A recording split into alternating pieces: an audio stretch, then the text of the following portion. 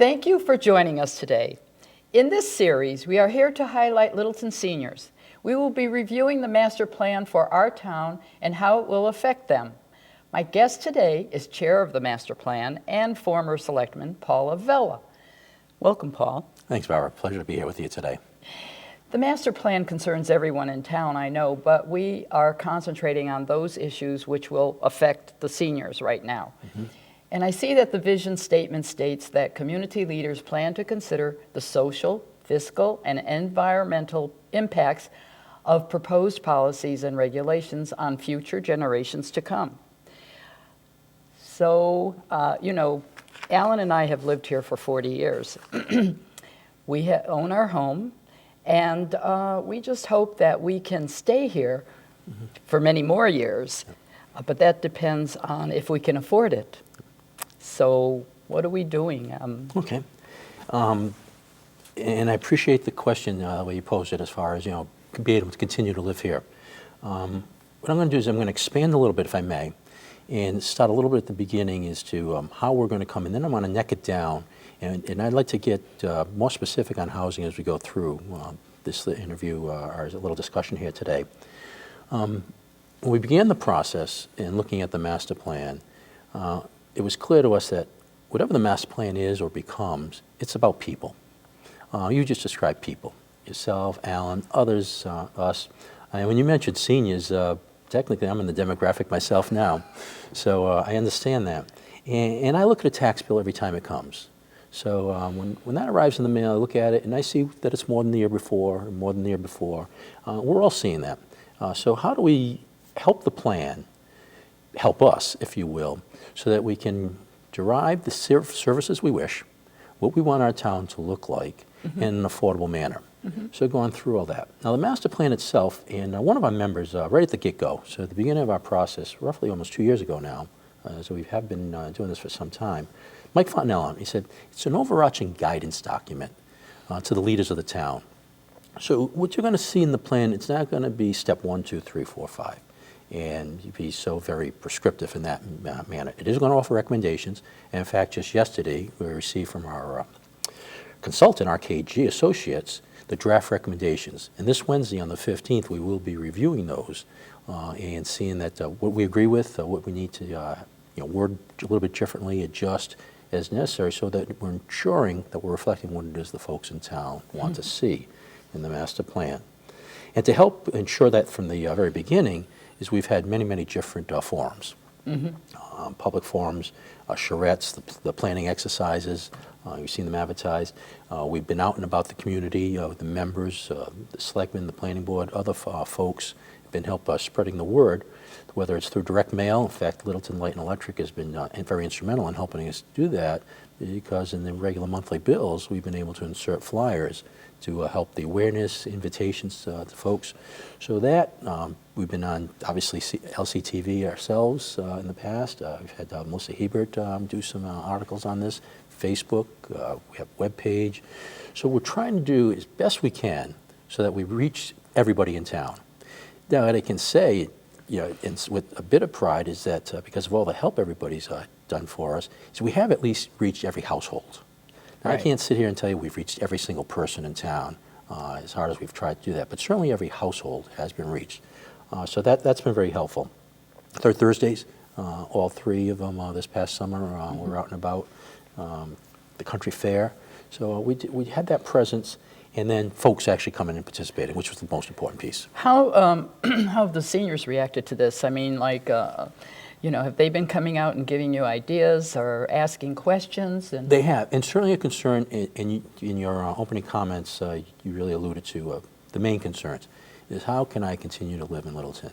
Whether it's moved here 40 years ago, whether it's 4 years ago, whether it's born here, whatever it may be, because all the various circumstances that people bring as to what their backgrounds are, when they arrived here, why they arrived here in the first place, what it is about Littleton they enjoyed 40 years ago. Right. Certainly you've seen changes that personally I have not, because I've only been here 13 years myself. But I got a feeling that we came here for somewhat similar reasons. The makeup of the town, we enjoyed it, we liked the people. Certainly our travels brought us to this part of the world. Right. We understand that our our Yeah. combined careers, so to speak. Yes, exactly. Well, that was the reason that we came here to Littleton. The first reason was that Fort Devens was right next door, and we were still an Army family. Yes. So we were looking for a place to live and checked the towns around, and then we got to Littleton and liked what we saw. And Alan was on his way to Saudi Arabia when we came here. I was alone right away with the children. But the town accepted me, the people here and the friends I made accepted me. And you know, it's kind of hard sometimes for someone like a wife who is alone, moving to a new town. People don't usually invite you to parties and things like that. But right away, I was included. And so this is why we wanted to stay here. And, you know, and I found that, okay, that was a good reason for Littleton. And I feel over the 40 years, it still has been like that anyway. And you know, see that you get volunteers to come out and help. This is a great town for that too. So there's many things that make it special. But right now, as we get older and we think about how much things cost and taxes and everything, we look to the master plan, we look to the town fathers and say, are you going to help us stay here? Because this is our happy place. Yes. Many of the reasons you just gave is certainly a lot of the reasons we heard from folks as to why they came to Littleton themselves, why they want to stay here. So now with the master plan, as we're starting to go through that process of getting close to having it approved, we're working to how do we address all those things? And if I may, as I told you, we just recently, well, yesterday, that's how recent it was, received the draft master plan recommendations. These are not approved yet. We're still going to work with them, with the consultant a little bit. But it gives you an idea because, and if I may, Yes, I'm going to take it over here. So, and I'm going to speak just to housing for the moment. Okay. Because I know that's an important element for you when it comes to seniors. In other words, Yes. where can I live? You know, we'll get into some of the other things, whether it's community centers, other sorts of activities. That's certainly some things that are provided now, but how are we going to be able to expand upon those as the senior population grows? Yeah. A lot of the projections that show our ratios change from a lot of children in town to not so many children in town. As I said just recently, I personally entered the demographic of senior, get the discounts now with Amtrak, so it's kind of neat. But quite seriously, we're all moving in that direction. None of us are going the other way. exactly. So, okay, so the housing. One of the goals that we had is to encourage a variety of housing that meets the needs of different age groups and is affordable, to your point, to people of different socioeconomic backgrounds. So folks who are very comfortable to folks that struggle. Right. How do we continue to be that town that you described when you arrived here 40 years ago, and that you and I both continue to believe is certainly very similar to that in many ways? Yes, there's more buildings, the roads are different. We understand that piece of it. The infrastructure certainly changed. Yeah. But has the character of the folks in town, because when we talk about a town having character, it's the people. The town is an inanimate entity, okay? It's the Right. people that make up the town, and it's the character of the folks here in Littleton that we enjoy and we hope we contribute to also. But anyway, so that affordable to people of different socioeconomic backgrounds. So we're looking at how do we work towards increasing the diversity of Littleton's housing stock? Certainly, you know, we start looking at some different sections of town, similar homes. If we go down Goldsmith, I don't want to call it cluster housing because that's not technically accurate, but certainly the homes are much closer together than some of the newer developments that came up in the last 15 to 20 years. We recently have a development that will be going on Route 2A on Great Road, and there's an over 55 component to that. So now, one of the things that we have for this is make the over 55 housing bylaw a more effective tool for creating options to help Littleton residents stay in the community as they age. Right. Now what that is, though, what we have to consider, some folks would like to stay in their home. Yes. Okay? Some folks lived in a home of suitable size for raising a family. The children are gone. Maybe they've migrated to another part of the country, so it's not like the grandchildren are able to be there, you know, Right. every Sunday with grandma and grandpa, you know, for that kind of quintessential Sunday lunch, if you will. Right. So the size of the house is not as important anymore, and our mobility as we age too, to be able to move around in a smaller house, maybe a single floor versus multiple floors with the stairs be a concern. So there's that two pieces. One is maybe I want to downsize and move into something else but remain in Littleton. And right now we just don't have good opportunities for that here in our town. You know, let's just be candid. And hopefully as we start looking at some of the over 55 bylaws, what can we do there? Making more housing stock available in that category can be helpful. But then now folks that want to age in their home and stay in the home that they purchased 40 years ago. So how do we help folks there? Certainly taxes are going up, and they'll continue to go up because we're buying services. And it's like anything else. When we go out to purchase something, we're going to have to pay the bill. Right. Now, it's a crude analogy, but if we buy a pound of hamburger or a pound of prime rib, prime rib's going to be more expensive. Certainly, you could say it's a delicious cut of meat, but hamburgers are pretty darn good too. But we're in that balance. Right. So as we look at our services and goods here in Littleton, in a more serious tone, what is it that we want to be able to enjoy, but to be able to afford to enjoy it? Right. Go ahead. The affordable is the problem, because even with building senior housing, or houses that they consider for 55 and over, they still really are expensive. And so it's like you sell your house, are you spending more to buy something like that? And I think that's the other thing that scares us, because I've heard some seniors say, I can't afford to buy one of these houses because I have to stay in my home. So I have to realize that I have to pay these taxes to stay here. So I know, though, that every town has this problem, I'm sure. Yes. And I know that it's hard to keep the prices where we would like them from 40 years ago. But, but I'm being realistic when I say I know that they have to go up and all. It's just that things still seem to be so high for people who have to watch their money. Yes. I mean, I feel fortunate that Alan made plans for when we got old, but some people couldn't do that. They couldn't. And when you get to fixed incomes too, we live in a high-cost area of the United States, and Social Security does not have a regional or a local cost of living adjustment. Right. Yeah. It's the same here as any other part of the United States for a set of circumstances, number of years worked income, as you know. So anybody that is on a fixed income, even retirement from a large corporation, let's say you have a very nice one from that, again, it's not going to be more money because we live here in Massachusetts than if we lived in the outer regions of someplace in Alaska, where we didn't have all these services. But that's another thing too, is we do want the services.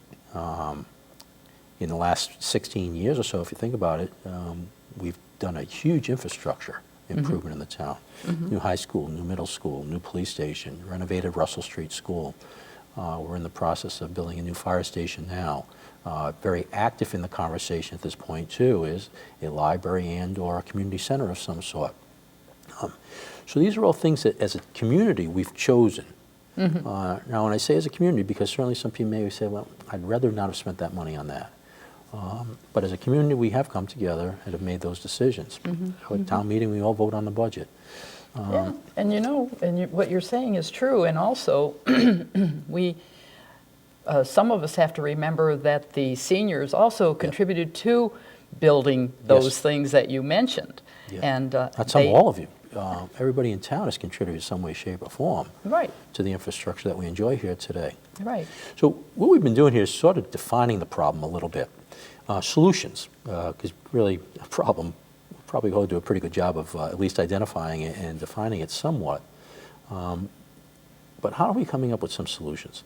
And I think the master plan can help us there. It's not a panacea. As I said early on in our conversation, it's an overarching guidance document. So how does town leadership, it's the Board of Selectmen, whether it's the Planning Board, or various other boards and commissions in town, committees, that have some sort of responsibility of managing revenue that comes into town and turning it into an expense in some way, shape, or form. We hope, and I like to go beyond just hope, because hope is not a strategy. Yeah. The plan is going to be sufficient, I believe, in helping provide that guidance. It will have been vetted across the entire community. And with that broad-based vetting, an elected official should feel an obligation, in my mind, that the people have spoken. Now, that doesn't mean that it's a rubber stamp as to what's there, because conditions will change. And that's what's important about this plan, too, is we very much feel it will be a plan that can be implemented, and implemented well across the community. But understanding, and I'm going to use a phrase that Alan and I would have used in our military careers, no plan survives first contact with the enemy. Hey, and it's not that out there the environment is the enemy, but the thing is, it doesn't survive first contact with the environment, because the environment changes, it morphs, it matures. Can the plan do that? And I'd say yes. I think we're putting enough attention into the plan so that we can look at that. So as maybe this over 55, as I say, whether it's zoning or other plans that we come into effect in town, just to stick with the over 55 element for a moment, is what really happens to that demographic, that senior demographic in town. Certainly the projections we've seen over the last couple of years, it grows by a considerable percentage. Yes. When we start looking at 10, 15 years out or so. All that's good. But let's say it doesn't happen. When we look at the 2002 plan, for example, we were supposed to be roughly 12,000 people in the town of Littleton by now. We're not, we're 9,200. Okay, that's kind of good, I guess, in a way, when you really think about it. Important about that is, though, projections are what they are. Mm-hmm. How do we use those projections to make informed decisions moving forward? And I think the master plan is using those projections appropriately so. But then, as the reality is not met to that projection, how do we adjust? And that's where a strong implementation plan, and certainly we've made the recommendation to the Board of Selectmen to have precisely that. We think that it's necessary to have an implementation committee. Mm-hmm. Folks who are not going to implement the plan, because that's going to be up to the responsibility of the various boards and committees in town. Mm-hmm. But a committee that will have enough authority, enough gravitas, if you will, that they can go around and continue working with people in town, continue liaising with the various boards and committees, and help and encourage presenting ideas and saying, here's where we are. The plan, when we have this approved by the planning board, and statutorily it's the planning board that does approve the plan, mm-hmm. That'll be early April. From there, as soon as it's approved, I anticipate we will have changes. Okay? Hopefully there's small cost corrections. You know, a degree here, degree there. Right. Come the May or June of this year, if we're doing 90-degree turns, we will have made some serious errors. I don't think we've made those errors, at least we're believing we haven't. But I expect come May or June, some of those projections that we've been using, because frankly some of them are years, some even 2 years old. If we look at some of the stuff MAPC provided us from the Housing Production Plan, for example, mm-hmm. Those are beginning to age out. And some of them have come to fruition, but not completely. So we've already seen a bit of a divergence, mm-hmm. Even from the Housing Production Plan of less than 2 years ago. So there's every anticipation those changes will continue. So how do we continue to keep all folks in town, the seniors certainly, we're concentrating on the conversation here today, but some of those middle-aged people, if you want to look at a 55-year-old person today, this plan is supposed to last us 10 years. That person's in the senior demographic when this plan comes to maturation. Yeah. Yeah, this is what I was wondering, and I keep hearing too, is that the master plan is really, you know, you all have been working very hard on it and everything. It's just a matter of, okay, how is it moving forward? Okay. You know? Where we are now, as I said on February 15th, this coming Wednesday, knowing that today is Saturday morning, is that we will be looking at these recommendations from our consultant and offering them further guidance on how to refine them. Mm-hmm. And then following that refinement, they will take that, along with considerable other information that they've been gathering and that also we've provided them over these past year and a half that they've been on contract with us, to actually now draft the master plan, mm-hmm. to look at it, mm-hmm. so that as a steering committee, you know, the Master Plan Update Steering Committee, we can go, yes, we're pleased with this, and we feel comfortable to present it to the planning board. We will do that early April, so the planning board will have the opportunity to review that. There will be public hearings associated with it. But I certainly like folks to understand that that public hearing is certainly to receive inputs, but in all candor, we will have had this almost 2-year period of many opportunities for input to shape Right. this. Right. And now we certainly could be down to dotting some of those I's and crossing the T's, but for the most part, the plan will be done. And it's up to the planning board at that point to say, we think this is good, and indeed we do approve it. Now, fortunately, so it's not just dropped in their lap at that point. 2 of our members on the steering committee are planning board members also, Rich Crowley and Peter Scott. Okay. So it's not as though this has been done in a vacuum. The Board of Selectmen, when I was originally appointed to the steering committee, I was a selectman at the time. Now we have Paul Clavey as a selectman that's also on the steering committee, and Melissa Hebert also. So again, this is not fresh, unknown information that's going to those particular boards. Okay. Which would have been a foul on our part had it been. They had to be integral, along with various others. We've kept the liaison with the various other commissions, committees, and boards here in town. We have people certainly from those boards also on it. Mike Fontenelle, I mentioned earlier, School Committee, Sustainability Committee, Gary LaCrosse, for example, just to name some that are on the committee, and also on other, as I say, boards, commissions, and committees here in town. So bringing that in, and then, as I say, it's not just being dropped on the planning board's lap come the beginning of April. They'll have already had that opportunity to see the process, how it's been going, how it's matured, and then finally putting their imprimatur on it, and then going forward.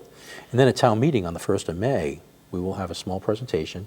We're still working some of the details. What we anticipate doing is perhaps during the report section of Article 2 during special town meeting is to present it as a report to the town, and that way the folks will have an opportunity to get a few more details, understand it. Understanding at that point the planning board will have approved it as Massachusetts statute requires, and it'd be our opportunity at that point to present it to the town.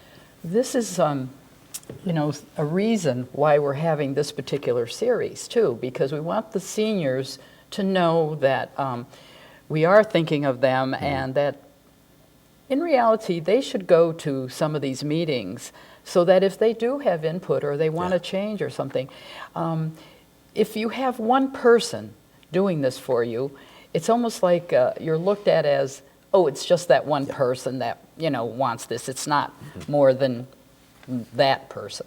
It's so we thought if we could wake everybody up, and you know, we're not trying to push spend all your time on the seniors, but we're trying to say that we are here and we're a big part of this town, have been for many years, and need to be considered in special ways sometimes. You know, right now, as a matter of fact, on transportation, I liked what I saw at the master plan as far as connecting the town by safe and pleasant bike roads or whatever, and paths, I mean, and walking paths. I think that's great. And also, we're going into the public transportation. And I know that Elder and Human Services has been working on that hard, and it's going pretty well. And so, but we're going to talk about that in depth at another show.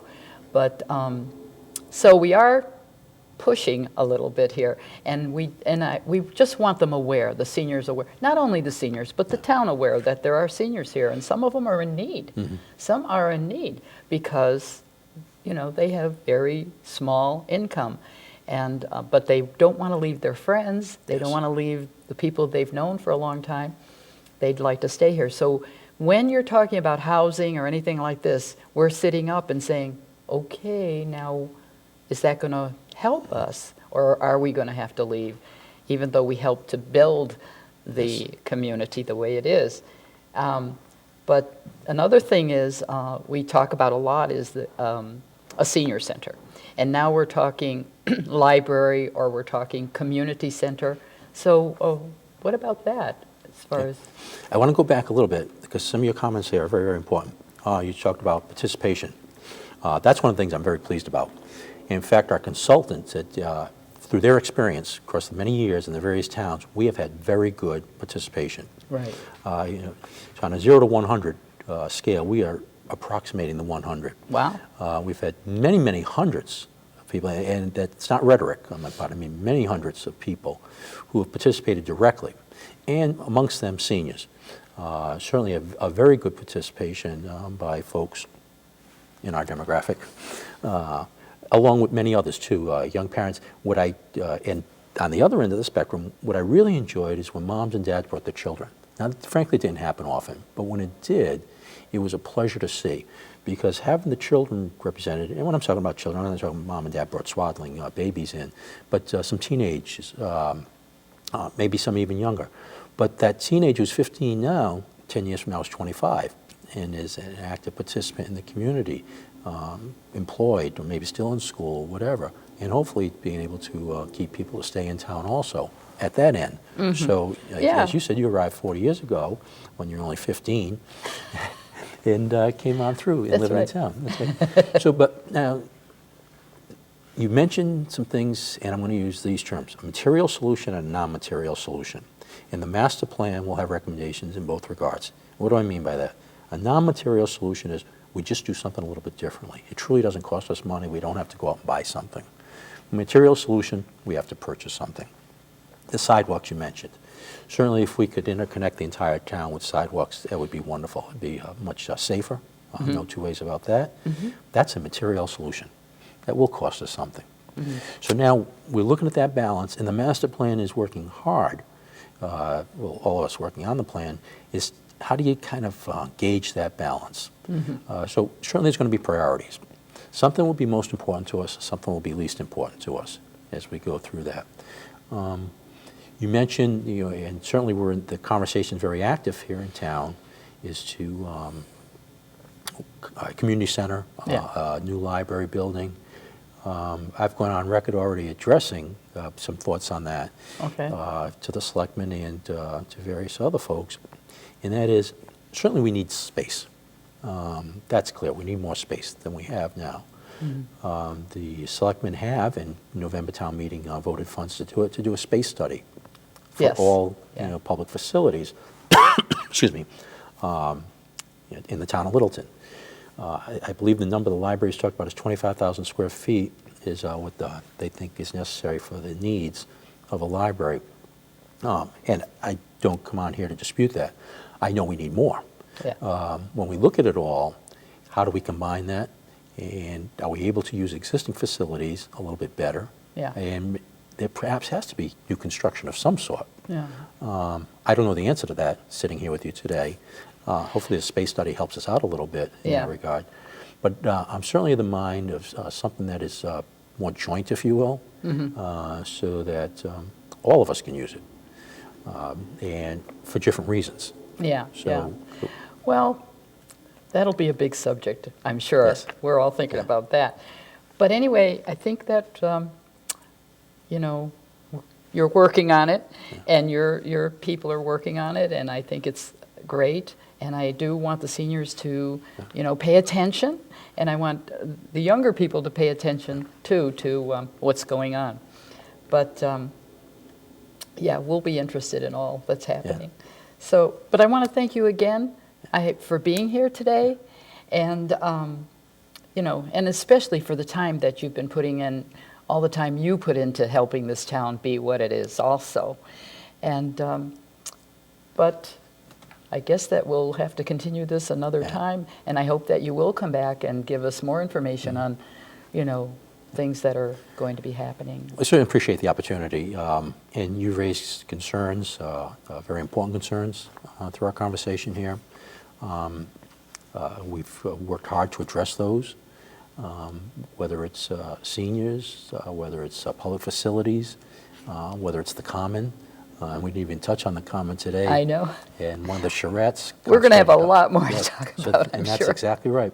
There is a lot to talk about. We're a small town, but when you think about it, the size is not the issue. It's that for each of us here in town, those services, and how do we design an infrastructure that supports our needs, wants, and desires. So again, thank you. Thank you. Appreciate it very much. I appreciate it, believe me, and I'm sure that people will be paying attention now. So, okay, and thank you for watching, and remember our seniors, because young or old, this is about our future. And don't forget I'm here. That's the motto for our seniors right now.